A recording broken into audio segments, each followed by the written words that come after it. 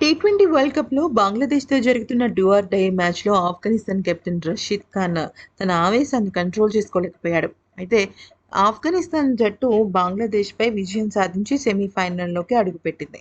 అయితే తన సహచర ఆటగాళ్ల నుంచి మద్దతు దక్కకపోవడంతో ఎలాగైనా సరే సెమీస్‌లోకి అడుగుపెట్టాలని చెప్పేసి అప్పటికి మ్యాచ్ జరుగుతున్న సమయంలో కోపంతో ఊగిపోయాడు. ఇక నాన్ స్ట్రైకింగ్‌లో ఉన్న తన రన్నింగ్ పార్ట్నర్ కరీం జనత్ మీద ఆవేశంగా బ్యాట్ విసిరేశాడనమాట. ఏం జరిగిందంటే కరీం జనత్‌ను రషీద్ ఖాన్ కొట్టేస్తాడేమో అన్నట్టుగా ఉద్రిక్తమైన వాతావరణం ఏర్పడింది. కరీం వివరణ ఇవ్వడానికి ప్రయత్నించినా కూడా రషీద్ వినకుండా అసలు ఏమి చేయకుండా అక్కడి నుంచి వెళ్ళిపోయాడు. అసలు ఏం జరిగిందంటే ఆఫ్ఘనిస్తాన్ నిర్ణీత 20 ఓవర్లలో 5 వికెట్‌కు 115 పరుగులు చేసింది.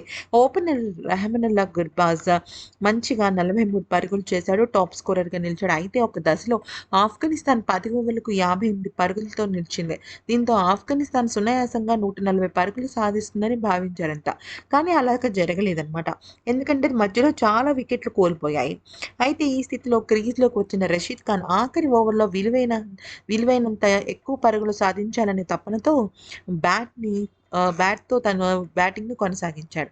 ఇక్కడ మీరు వీడియోలో చూసినట్టయితే తన్సీమ్ హసన్ వేసిన ఆఖరి ఓవర్‌లో తొలి బంతికి కరణ్ జనత్ సింగిల్ తీయడంతో స్ట్రైకింగ్ అందుకున్న రషీద్ రెండో బంతిని సిక్సర్‌గా మలిచాడు. తర్వాత బంతిని కూడా రషీద్ భారీ షాట్‌కు ప్రయత్నించాడు కానీ బ్యాట్‌కు సరిగ్గా కనెక్ట్ కాకపోవడంతో బంతి గాల్లోకి లేచింది. బంగ్లాదేశ్ ఫీల్డర్లు దాన్ని క్యాచ్‌గా అందుకోలేకపోయారు. మరొక వైపు రషీద్ దానికి 2 పరుగులు తీయాలని భావించాడు. రెండో పరుగు కోసం సగం దూరం పూర్తి చేశాడు కానీ ఎండ్‌లో ఉన్న అతను నిరాకరించడంతో ఇక ఇన్నింగ్స్ ఆఖరి ఓవర్‌లో కరీం ఇలా చేయడం రషీద్‌కు పట్టరాని కోపమొచ్చి తన పైన బ్యాట్ విసిరేసాడనమాట. అలాగా బ్యాట్ విసిరేయడంతో రషీద్‌కు మళ్ళీ బ్యాట్ తెచ్చిచ్చి వివరణ ఇచ్చే ప్రయత్నం చేశాడు కానీ రషీద్ మాట వినలేదు.